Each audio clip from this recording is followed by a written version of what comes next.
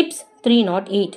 எலுமிச்சை பழத்தை உபயோகித்த பிறகு அந்த தோலை வீணாக்காமல் சிறு சிறு துண்டுகளாக நறுக்கி ஒரு சிறிய தட்டில் வைத்து ஃப்ரிட்ஜில் வைத்தால் ஃப்ரிட்ஜில் துர்நாற்றம் வராது. டிப்ஸ் 309. நாம் அரிசியை இரண்டாவது முறையாக அலசும் நீரில் வைட்டமின் B6, வைட்டமின் B12 போன்ற சத்துக்கள் இருக்கிறது. ஆகையால் அந்த தண்ணீரை வீணாக்காமல் காய்கறிகளை வேக வைத்து அல்லது சமையலுக்கு பயன்படுத்தலாம். டிப்ஸ் 310. கேரட்டையும் வெங்காயத்தையும் எண்ணெயில் வதக்கும் போது கொஞ்சம் சர்க்கரையை தூவினால் நன்றாக வதங்கி பொன்னிறமாக வரும். டிப்ஸ் 311.